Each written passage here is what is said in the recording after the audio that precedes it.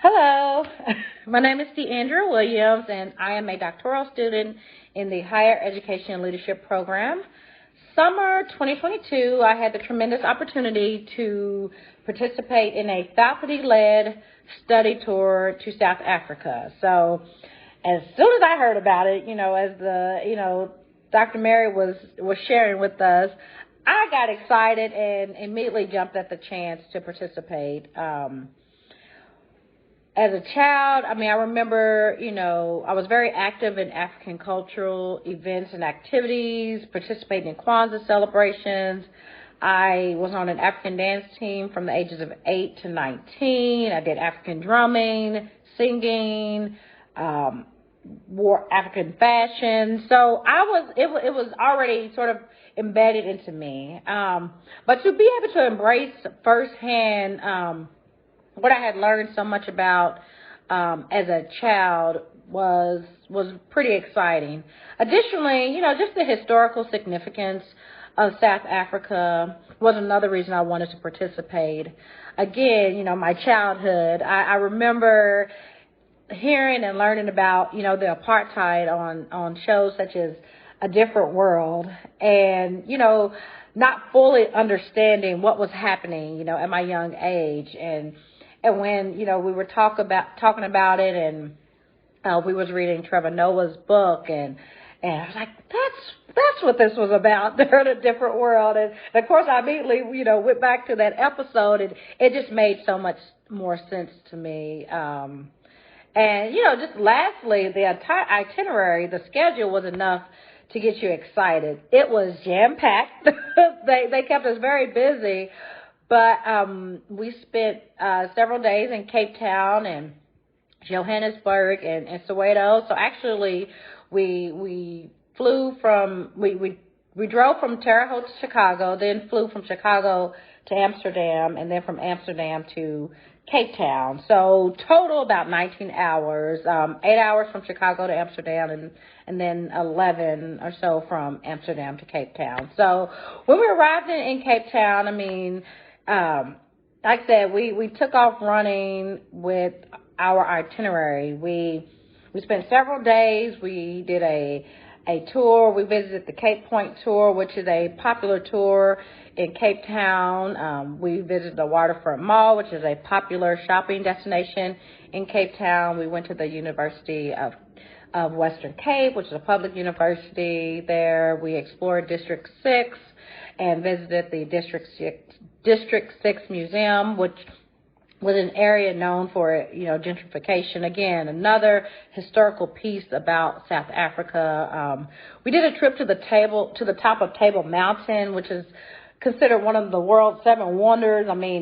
You're going to the top, and you are literally on top of the world in the clouds. It's scary and exciting all at the same time. So we did that. We visited the University of Stellenbosch. We went to this area with all these gorgeous, colorful homes called, I think it's called Buakap.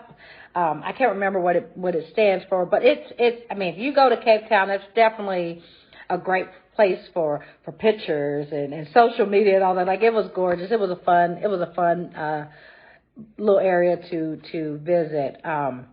We had plans to go to Robbins Island, which is where Nelson Mandela was incarcerated, but because the weather and we would have had to take a boat to get there. The water was rough, and so it just wasn't the safest thing to do.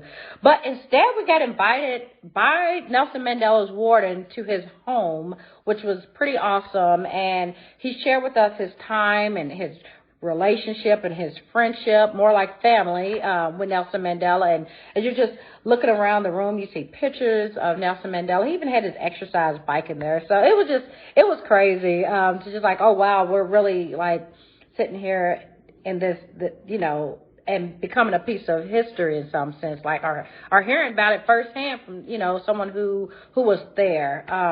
He even gave us a copy of his book, signed it. We took some pictures. So it was really neat to have that and to be able to share that with people. So, like I said, we stayed in Cape Town several days, and then we flew to Johannesburg, which I think maybe was a 2 or 3 hour flight. It was not a long flight, But in Johannesburg, we did a safari ride. So, I mean, dirt road, type thing. We saw, we didn't see a lion, thankfully. I'm not too disappointed that we didn't see a lion. But we saw elephants and giraffes and warthogs and rhinos. And they're just out in their natural habitat, not like if you're going to the zoo where they're caged in. Like we could literally, touch them and they could literally touch us if they wanted to, but thankfully none of that happened. It was very safe. It was fun. We visited the University of Pretoria. We visited the Nelson Mandela Mall, which is a huge mall, sort of a tribute to Nelson Mandela and his wife, and all kinds of neat restaurants and things like that were there.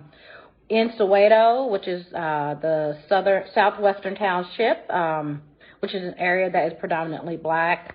When I think of Africa, I'm thinking of Soweto. And it's just the people, the culture, the music, the dancing, the food. Of course, there were some definitely heartbreaking scenes and sights and things like that. But but overall, it was a beautiful place that I thoroughly enjoyed visiting. So yeah, for me, Soweto was my favorite part of South Africa that we visited. As I mentioned, it's a 19-hour flight. We were there for several days, and of course, we flew from Cape Town to Joburg. And so, I packed quite a few resources to prepare for my flight and trip. You're going to be flying for 19 hours. You're going to be trying different foods. You're going to be in a different time zone and more. So you just want to be able to make sure you have something that kind of covers all of those things. Your best resource to know what to pack and how to pack is going to be your faculty and students who participated before. Like, I can give you a list of things that I would highly recommend to take. Two things that definitely came in handy were bottled water, and because on our first night in Cape Town, the water was out in the hotel, so we had to use bottled water to brush our teeth, to wash up, to wash our face, to drink. So if you get an opportunity, and when you stop somewhere to get bottled water, definitely get that. Have you a backpack that you can carry all of your things, not all of your things, but these things like bottled water and stuff like that when you're out at your different activities. Another thing that came in handy was I brought it's like a 24-hour, 32-hour phone charger. And so you're out, it's jam-packed. We literally were, I think, getting up at 8 o'clock and not returning to maybe 9, 10 o'clock at night. So there's not a lot of opportunities where you're sitting down and, you can get connected to an outlet and plug your phone up. So I highly recommend bringing that. It came in handy for myself and for several other students. So with all of this said, I highly recommend participating if you get the opportunity. I'm going into my PhD, and this is my first study abroad opportunity. So most of my college journey and college experience was in a traditional classroom setting. So this opportunity exposes you to academic and clinical experience that cannot be gained from being in a traditional classroom setting. It provides real-world experience from a global perspective. It allows you to expand your worldview, allowing valuable insights into different social, cultural, and geographic norms, especially in this case, associated with the educational system. So if you're in K-12 and in your higher education, being able to visit these different universities and just, get their perspectives and compare that to the U.S. was pretty awesome. It allows collaboration with individuals who represent an alternative alternative viewpoint from one that you may have. This world is huge, it's diverse, and if you're in education, whether it's K-12 or higher ed, you're going to be working with all kinds of students from all different types of cultures. You're going to be working with their families and their communities. So, being able to experience new cultures and broaden your horizon and your perspectives and connect with different people, it's an opportunity to gain exposure to further your knowledge, your teaching.